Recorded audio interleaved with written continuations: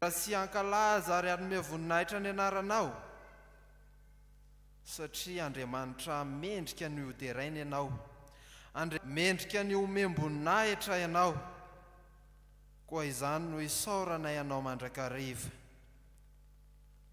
Ankehitriny ary Jesosy Kristy dia manao fanompoam-pivavahana izao izahay, anehoana ny voninahitrao, andray teninao izay manambara ny sitraponao masina, entinay miatrika ny fiainana isan'andro, entinay mampahery ny tenanay sy ireo mpiarabelona aminay ihany koa ny teninao. Hatreo amin'ny alalan'ny fanahinao masina ary izao fotoana tanterahana izy, mba ho fanompoam-pivavahana masina, tsy harorom-paharatsiana fa mendrika ny voninahitra ao. Ny anaranao Jesosy Kristy mpamonjy irery ihany no anaovanay izany vavaka izany.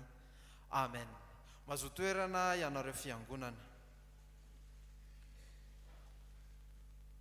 Tonga amin'ny fotoana izay ilazana ny raharaha tsara ho fantatra eto anivon'ny fiangonana isika izao ka iroso ny tompon'anjara amin'izany.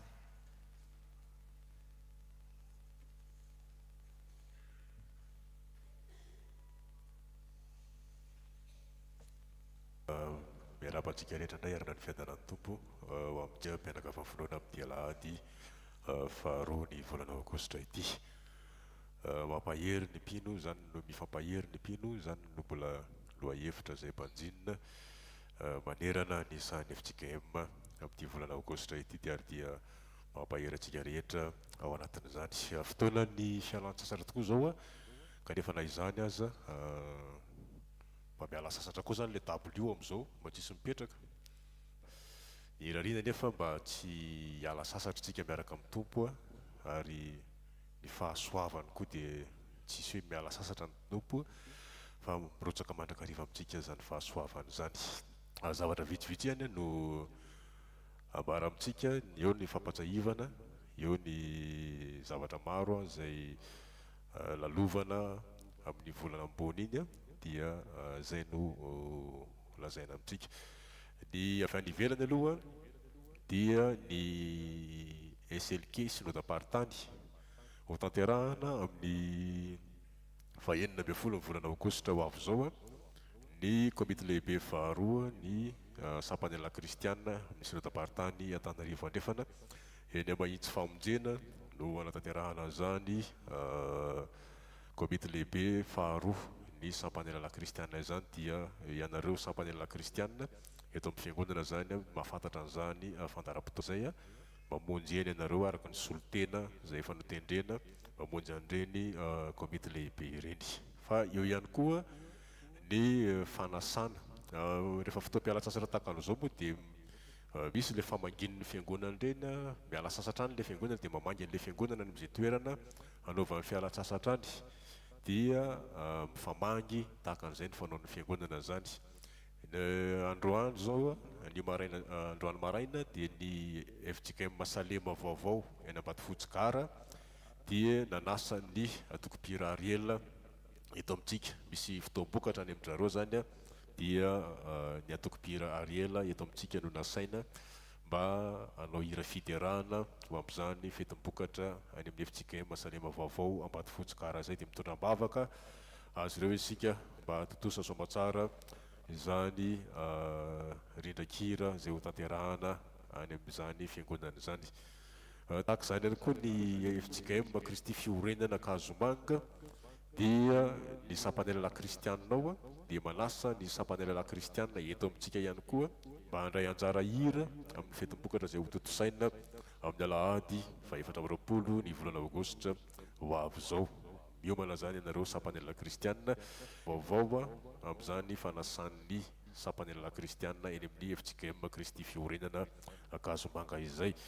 Tahaka izany ihany koa ny sampana fifoazana. Ny sampana fifoazana eto amintsika zany dia asain'ny aumônerie FJKM HGRAP Filoha amin'ny alahady faha-efatra amby roapolo ny volana aogositra ho avy zao ihany koa zany dia mampiomana sady koa zany ny sampana fifoazana ho amin'izany fanasana izany.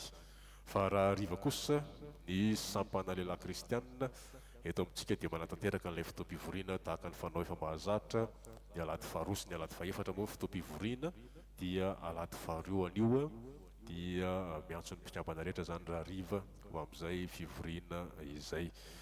Fanamafisana filazana ihany ny amin'ny iray volan'ny fanorenana izay efa nambara teto tamin'ny alady lasa teo, leo hetsika samihafa izay ho totosaina anamariana zany iray volan'ny fanorenana izany amin'ny volana septambra ho avy io, dia anisan'ny hetsika ho tanterahana ilay fivarotana fitaovam-pianarana ho an'ny mpianatra moa zany efa nolazaina teto. Indona santenaina fa amin'ny alahady heriny an'io zany dia efa tokony hisy izay fitaovam-pianarana izay ho antsika ray aman-dreny izay mbola mananjanaka mianatra, dia ho lazaina amintsika ety ihany zany ireo zavatra misy ho avy zao.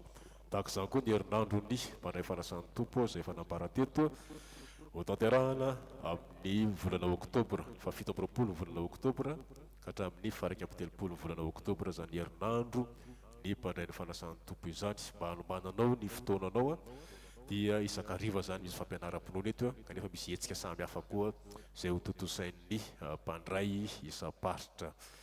Zay zany no vaovao vitsivitsy izay ambara amintsika, dia miroso amin'ny fotoana samy hafa ny fanipopovavana amin'izay isika ho an'Andriamanitra irery ny voninahitra.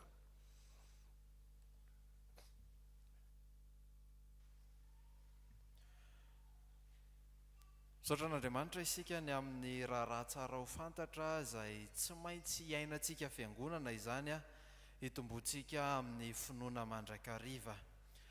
Andeha hiroso amin'ny fanompoana manaraka isika, anatanteraka ny famangina manjo isika, iraintsika ny raha voalahatra dia hiroso amin'izany isika.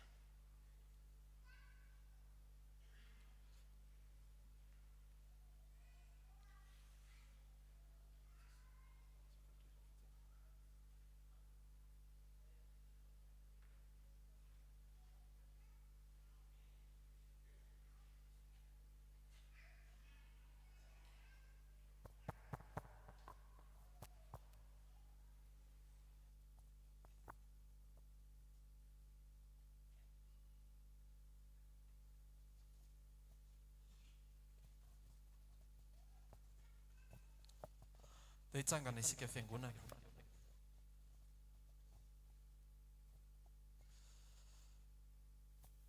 Misaotra an'Andriamanitra mandrakariva isika ry izy mianakavy.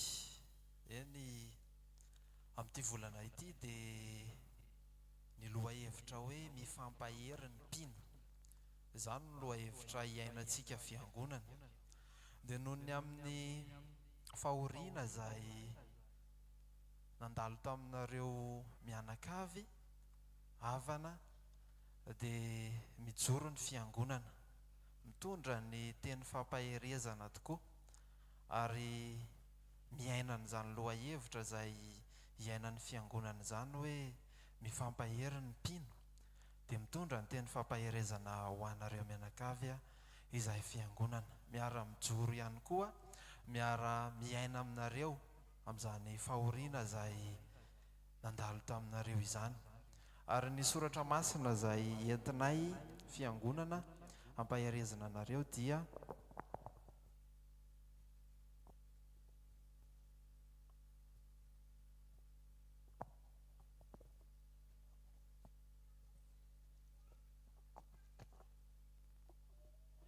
ny Petera voalohany toko 4 andininy 12 sy ny andininy 13.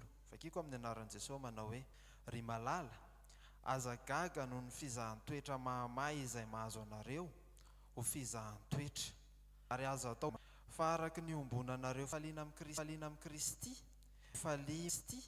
fali mba hiravoravoanareo indrindra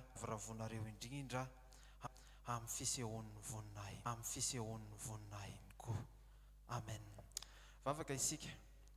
Misaotra anao izay ry Andriamanitra rainay tsara indrindro, fa hampandalovinao fisedrana izahay, ao fahoriana ihany koa. Izany anefa dia hisehoan'ny voninahitra mandrakariva. Dia Jesosy Kristy irery ihany izay no manana fahaizana, noho ny aminao Jesosy Kristy ilay mampahery anay, noho ny amin'ny fanahy masina izay nirahanao hitoetra ty amponay ka hanananay izany faherezana izany. Apetraka feno am-pelantananao ny toy ny fiainanay velona. Ianao Jesosy Kristy tahiry anay amin'ny finoana mandrakariva ho voninahitry ny anaranao. Ny anaranao Jesosy nanaovanay ny vavaka. Amen. Araka izany ihany koa dia misy ny fahodranomaso ho an'ny velona, satria ny fahoriana moa efa lasa dia manolotra izany izahay ho fampaherezana sy fifampitondrana eto anivon'ny fiangonana. Koa dia mahereza indrindra tompoko.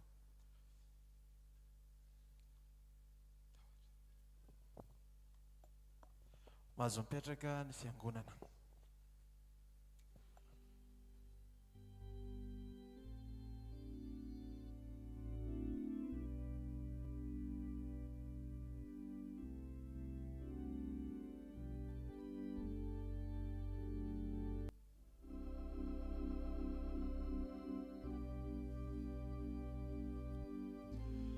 Manohy hatrany ny fideranan'Andriamanitra isika ry havana sokafo ny baibolinareo ny Salamo 220 ny andininy voalohany ka no hiderahantsika hatrany an'Andriamanitra. Andeha hitsangana isika fiangonana.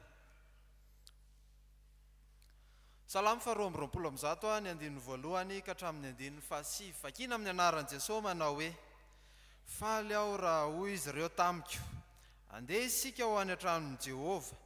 Ny tongotray efa mijoro eo anatin'ny vavahadinao ry Jerosalema. Dia ianao ry Jerosalema izay efa vita, tahaka ny tanàna efa voalamina tsara. Any ny akaran'ny firenena dia ireo firenen'i Jehovah. Lalànany amin'ny Israely izany, mba hisaotra ny anaran'i Jehovah. Fa any ny misy seza fitsarana mipetraka dia ny seza fiandrianan'ny mpanjaka Davida. Mangatafy fiadanana ho an'i Jerosalema, ambinina anie izay tianao, fiadanana anie ho amin'ny mandanao, fanambinana anie ho an-dapanao. Noho ny rahalahyko sy ny namako no hanaovako hoe fiadanana anie ho ao anaty tranon'i Jehovah Andriamantsika, dia hitady izay hatsaranao aho. Amen. Mahazo toerana ianareo fiangonana. Iroso amin'ny fankalazana ny tenin'Andriamanitra isika hialohavan'ny 10 minitra ho an'ny ankizy sy ny tanora izany.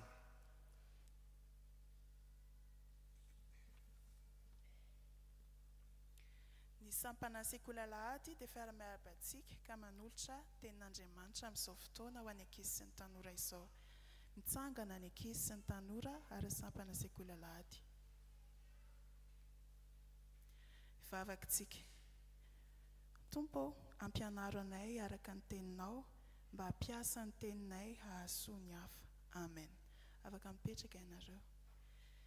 Ny soratra masina izay zaraina amintsika androany dia izay voasoratra ao amin'ny ohabolana 12 andininy 17. Ohabolana 12 andininy 17.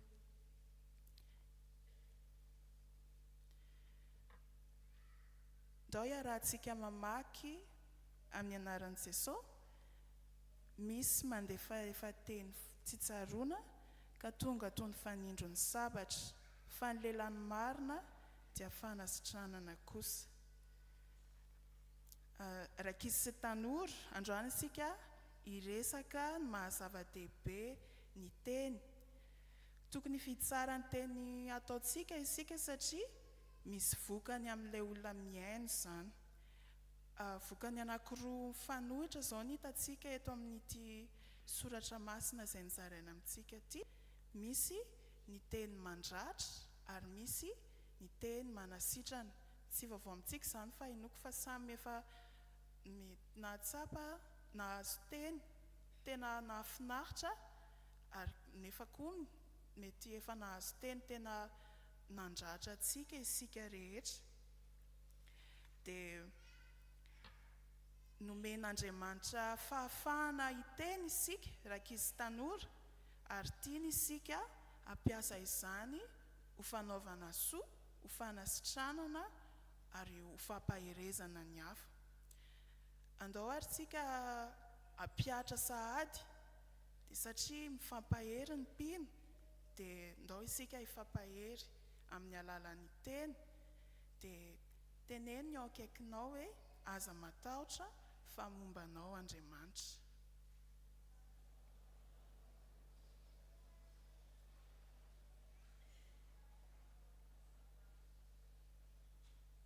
Aza matahotra fa mombanao Andriamanitra. An'Andriamanitra rery ny voninahitra. Amen. Iroso ireo tompon'anjara hitarika antsika amin'ny vavaka sy hamaky ny soratra masina izay voalahatra ao amintsika amin'ity anio ity.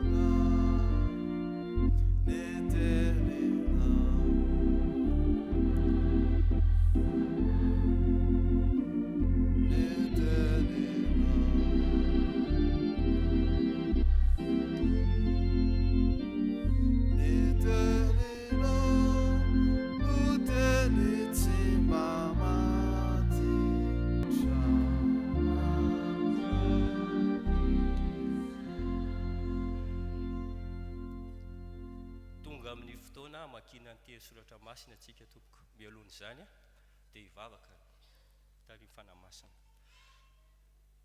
Andriamanitra rainay izay an-danitro, famindramponao mbola nahavelomanay tahaka izao ary tsy mitsahatra ho anay ny fianitranao. Saotranao fa tonga eto amin'ny temponao masina izahay, manome voninahitra anaranao, mideranao sy mankalazanao.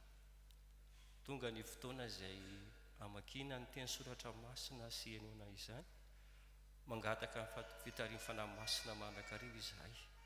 Azahoanay mandray ny teninao Andriamanitra, satria teny fiainana ny teninao, teny mahavelona ary teny koa azahoanay antoka fa andraisanay fampahirezana eto amin'izao temponao masina izao. Dia amin'ny anaranao Jesosy Kristy nangatana izany. Amen. Ny perikopika androany dia hitantsika ao amin'ny bokin'ny Daniel, toko 10 andiny 12 ka hatramin'ny toko 1 andiny 1, toko 12 andiny 1. Dia tohizana amin'ny filazantsara araka ny Luka toko 12 andiny 4 ka hatramin'ny 430. Dia faranana amin'ny epistily ho an'i Jakoba toko 5 andiny 7 ka hatramin'ny 1. Ny teny rehetra dia vakina amin'ny anaran'i Jesosy. Ary nisy indray nanana endrik'olona na ny endraiko dia nampahery ahy ka nanao hoe asa matahotra ry ilay malala indrindra, fiadanana aneo anao, mahereza, eny mahereza. Rehefa niteny tamiko izy dia nianahery aho ka nanao hoe aoka hiteny anao tompoko satria efa nampahery ahy. Dia hoy izy, moa fantatrao va ny aviko aty aminao? Ankehitriny dia hiverina hiady amin'ny andrinan'ny Persia aho, ary efa mivoaka aho dia indro ho avy ny andrinan'ny Krisia. Fa ambarako aminao izay voasoratra ao amin'ny soratra marina, nefa tsy misy miara-misikina amiko hanohitrareo, afa-tsy Mikaela andrinanareo. Fa tamin'ny taona voalohany nanjakan'i Darius Mediana dia nitsangana ampahery sy anatanjaka azy aho.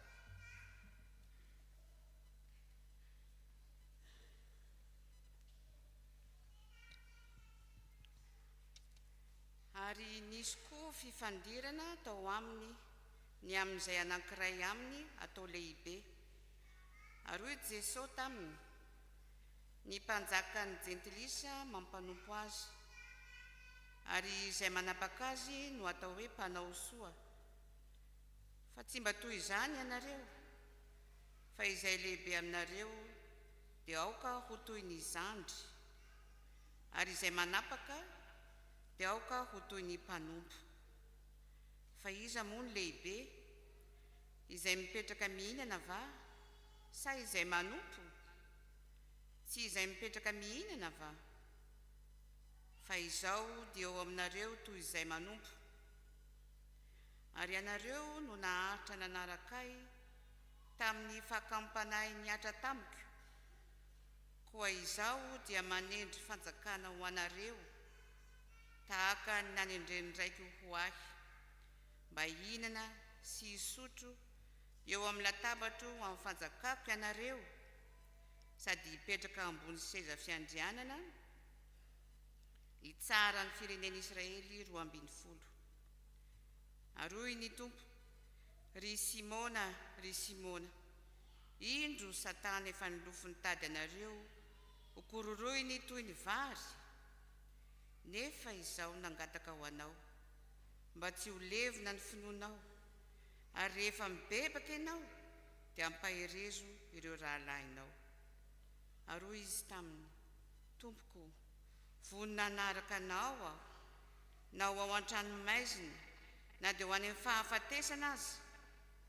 Fa hoy Jesosy, lazaiko aminao ry Petera, raha tsy mbola misy akoho maneno anio dia andray intelo tsy mahalalay ianao.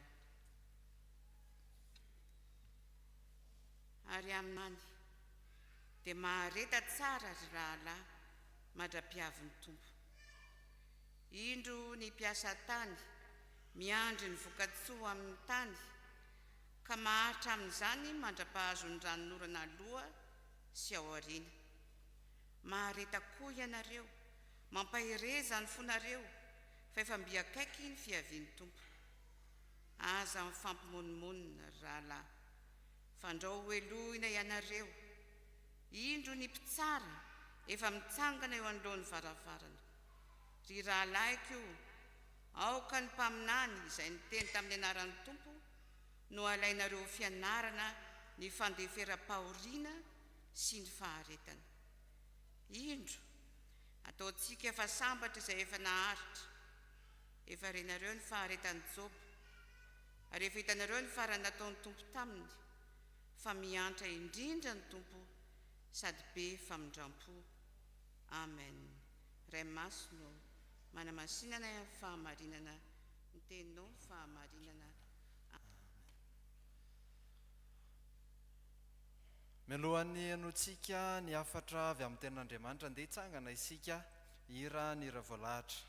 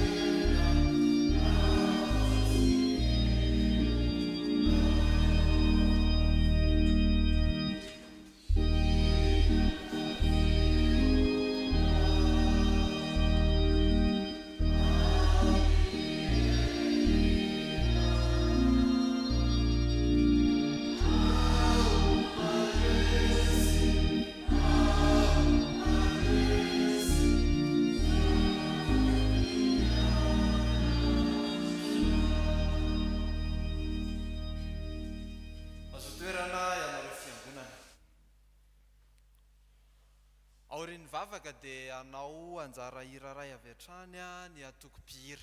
Vavaka isika. Misaotra anao zahay ry Andriamanitra ray zanaka fanahy masina fa miteny aminay mandrakariva ianao.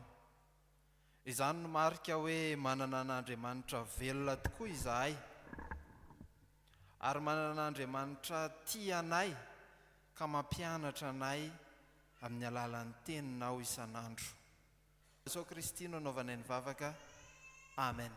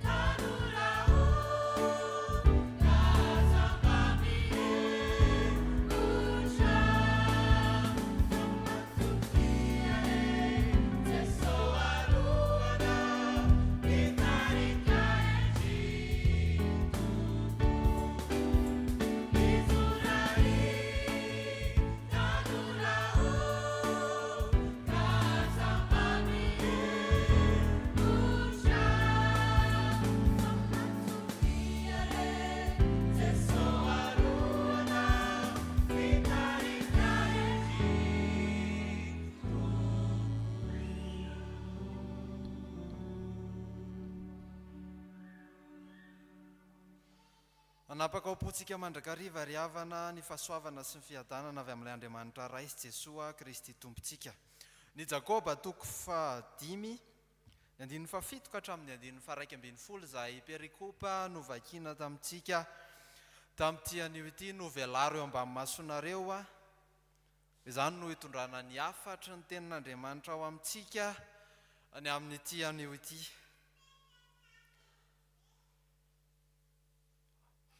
Alahady faharoa amin'ity anio ity izay iainantsika ilay lohahevitra manao hoe ahoana ilay izy? Mifampahery ny mpino. Raha somary jerena kely ry havana ny ao anatin'izany teny izany hoe mifampahery ny mpino, dia misy voambolana hoe hery. Ka ilay hery ananantsika mpino ahafahantsika mifampahery eo, dia tsy ilay hery izay ao anatintsika amin'ny mazanak'olombelona tsika, na ilay herintsika hoe rehefa mihazakazaka isika dia manana hery, fa tena ilay herin'Andriamanitra tahaka n'ilay nahazo an'i Daniela, ary amin'ny Daniela 10 izay perikopa novakiana tamintsika teo ihany, rehefa nanomboka ny teny taminy ilay anjely, dia inona ny zavatra nitranga teo aminazy? Ny anahery izy, ary nambarany teo hoe aza mangina fa mitenena ihany ianao satria efa nampahery ahy. Ka ny fifampaherezana izay iainantsika mpino kristianina zany dia ny tenin'Andriamanitra. Ny tenin'Andriamanitra izay efa ao anatintsika no ahafahantsika mifampahery. Ary araka ny Jaona 1 dia Jesosy Kristy ilay tenin'Andriamanitra tonga nofo mitoetra ty anatintsika, raisintsika amin'ny fandraisana ny fanasan'ny tompo, ny tenan'ny Kristy, ny rahan'i Jesosy Kristy izay atao anatintsika, ananantsika hery ka ahafahantsika mifampahery mandrakariva.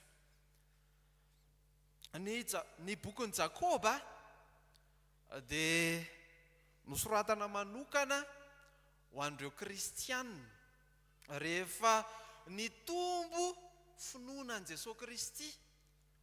Ny kristianina tamin'ny vanim-potoana izay nanoratan'i Jakoba ity epistily ity dia niara-ny fanenjehana, niara-ny fahoriana maro samihafa, ny fanenjehana nahazon'ny mpino kristianina tamin'izany vanim-potoana izany. Ka fananarana ny kristianina hijoro amin'ny finoana, aharitra tsara ny amin'izany finoana izay efa nampianarina an'izy ireo izany.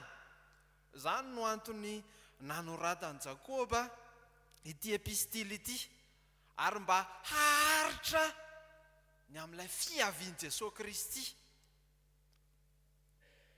Ary ao anatin'izany dia nampianarin'i Jakoba ny kristianina mba tsy hiaina amin'ny finoana ao anatiny fotsiny, fa mba haneho izany finoana izany amin'ny fomba hita maso. Dia rehefa mamaky ny bokin'i Jakoba isika, ao amin'ny Jakoba 2 ao dia ambarany tsara mihitsy hoe ny finoana tsy misy asa dia maty. Ary rehefa mamaky ity perikopantsika androany ity isika, eo amin'ny 7 dia izao ny afatra ho antsika mpino kristianina hoe mahareta. Raha mifampahery izany isika mpino kristianina dia ampianarin'ny soratra masina hoe mahareta tsara. Eto dia nanoratra Jakoba ary nohariny amin'ny mpamboly ny mpino. Toy izao vaky ny teny amin'ny anaran'i Jesosy: ary amin'izany dia mahareta tsara rahalahy mandra-piavon'ny Satany miandro ny vokatsoa avy amin'ny tany, ka maharitra amin'izany mandra-pahazo ny ranonorana aloha sy ao aoriana. Mahareta koa ianareo mampahereza ny fonareo fa efa mbiakaiky ny fiavian'ny tompo. Isan'ny tena olana goavana ry havana tamin'ny vanim-potoana nanoratana ity epistily ity ny amin'ny fiavian'i Jesosy Kristy indray eny amin'ny raony lanitra. Nino ireo kristianina ary nandroso tsara tamin'izany finoana izany, ary tena nanantena fatratra hoe efa ho avy Jesosy Kristy. Rehefa niandry anefa totra ny mbola tsy hita ihany Jesosy Kristy. Aiza ihany ary izay Jesosy Kristy hiverina eny amin'ny raony lanitra? nanomboka ny enandray ny finoan'ny kristianina. Ka teo anatrehan'izany indrindra no nampianaran'i Jakoba azy hoe mareta tsara ianareo. Ity faharetana ity moa rehefa miresaka an'izany isika kristianina dia nisan'ny tonga ao an-tsaintsika voalohany dia hoe miaritra fahoriana, miaritra fanenjehana. Tena izany indrindra no niaretan'ireo kristianina tamin'izany vanim-potoana izany, fa ny tena votoaton'ilay afatra nomeny Jakoba dia izao hoe mareta amin'ny finoana. Satria raha tsy maharitra amin'ny finoana isika kristianina dia tsy afaka niaritra amin'ny fahoriana, tsy afaka niaritra amin'izay fanenjehana mahazo atsika.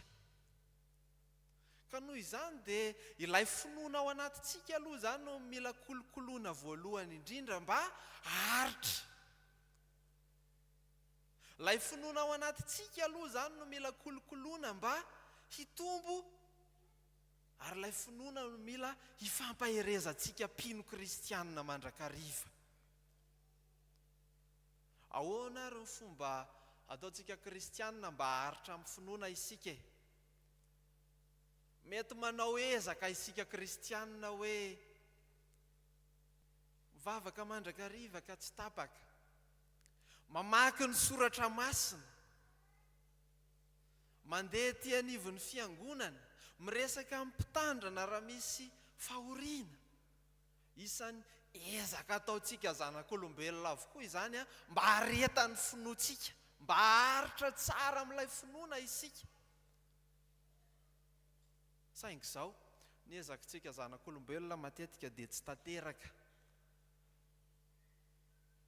fa ny avy amin'Andriamanitra ihany no ahafahantsika mivelona amin'izany finoana izany mandrakariva. Ary manamafy izany indrindra Jesosy Kristy raha niresaka tamin'i Petera izy ao amin'ny Lioka 12:20 ilay perikopa novakiana tamintsika tamin'ity anio ity. Ahoana nambaran'i Jesosy Kristy tamin'ny Petera? Avadiony amin'ny baibolinareo eo amin'ny andininy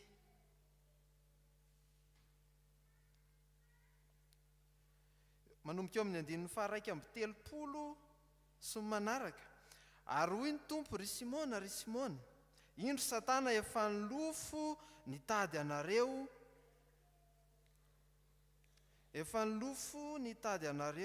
ho kororona toy ny vary, nefa izao nangataka ao anao mba tsy ho levina ny finoanao.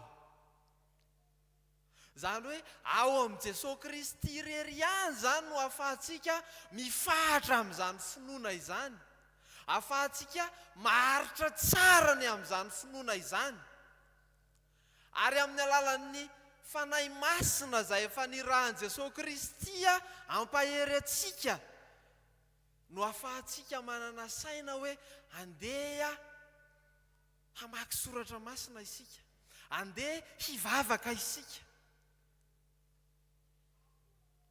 Satria isika olombelona dia nofo malemy ihany, mety ho voatarika ao amin'ny fakapanahy maro samihafa. Fa raha tsy mihetehatra amin'i Jesosy Kristy isika, raha tsy mifahatra tsara amin'i Jesosy Kristy isika, dia tsy hanana hery mihitsy haharitra tsara ny amin'izany finoana izany. Dia izany no afatra avy amin'ny soratra masina ho antsika hoe mareta tsara. Ary naverimberiny Jakoba imbetsaka mihitsy izy eo amin'io andiny soratra masina io, satria zava-dehibe loatra amin'ny finoantsika kristianina izany, faharetana amin'ny finoana izany. Ary Paoly apôstôly ary rehefa nampianatra dia izany indrindra ny votoato-keviny hoe isika dia tsy ho tsaraina amin'ny asa fa ho tsaraina amin'ny finoana. Noho izany dia takiana amintsika kristianina niaritra amin'ny finoana mandra-piavin'i Jesosy Kristy any amin'ny raony lanitra.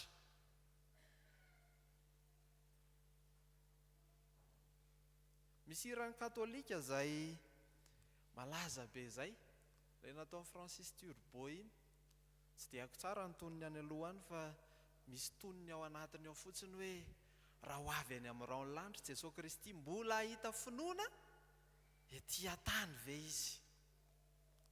Ary zany ny fanontaniana tsara ho valintsika kristianina mandrakariva hoe mbola mitoetra tsara amin'ny finoanan'i Jesosy Kristy ve isika.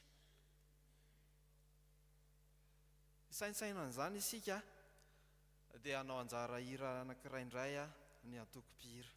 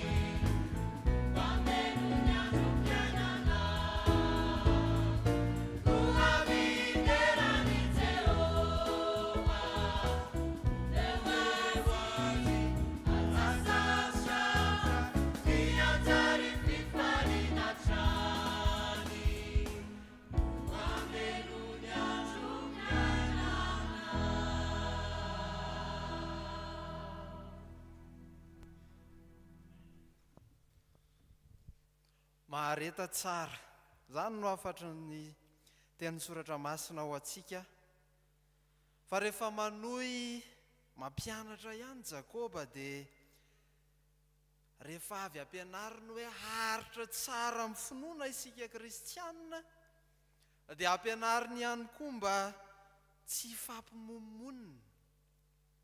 Ary izany indrindra no ambarany eo amin'ny 5:9. Aza mifampimomonina ry rahalahy fandrao aloha ianareo. Indro ny mpitsara efa mitsangana eo alohan'ny varavarana. Rahalahiko, aoka ny mpaminany izay niteny tamin'ny anaran'ny Tompo no alainareo ho fianarana ny fandeferam-pahoriana sy ny faharetana. Indro ataontsika fa sambatra izay efa naharitra. Efa renareo ny faharetan'i Joba ary efa hitanareo ny farany nataon'ny Tompo taminy, fa miantra indrindra ny Tompo sady be famindrapo. Amen. Araka ny nambarako tariam-piandohana teo hoe rehefa nisalasala ny mpino kristianina ny amin'ny iverenan'i Jesosy Kristy indray eny amin'ny raon'ny lanitra, izay noheverin'ny mpino kristianina fa amin'izany fotoana izany no hisian'ny fiadanana, hisian'ilay fiainana tonga lafatra. Kanefa toa ohatrany mbola ela, toa ohatrany mbola tsy tonga ihany, dia teraka ny fifandirana,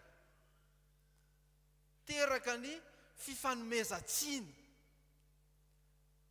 Ary tena nanometsiny ireo mpitarika ary ny mpino kristianina tamin'izany hoe fa aiza ihany ary ilay Andriamanitra heverinareo fa ho avy e. Aiza ihany ary ilay Jesosy Kristy nampanantenanareo anay e, toa mbola tsy hita ihany. Ary teo anatrehan'izay indrindra no nampianaran'i Jakoba hoe aza mifampimomonina ianareo, aza mifanometsiny, fa mila maharitra ianareo mba hatogavan'izany fotoana izany. Ary nomenomenina ireo kristianina hoe mijaly izahay, aiza ihany ilay mpanavotra, aiza ihany ilay mpanafaka. Ary izany indrindra no natonga an'i Jakoba nanoratra an'io hoe tsy efa hitanareo va ny amin'ny Joba izay niaritra fahoriana, kanefa tsy nanometsiny ny hafa izy tamin'izany fahoriana nahazo azy izany. Rehefa mamaky ny lioka ihany koa isika ilay perikopa izay novakiana tamintsika teo dia rehefa handeha Jesosy Kristy dia inona zava-nitranga? Nifanditra izy 12 mirahalahy, ny amin'izay ho lehibe, ny amin'izay ho mpanapaka.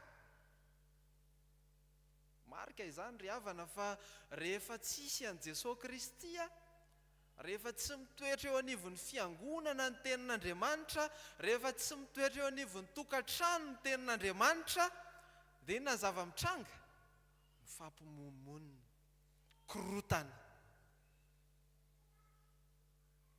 Ary raha ampianarin'ny soratra masina izany isika mba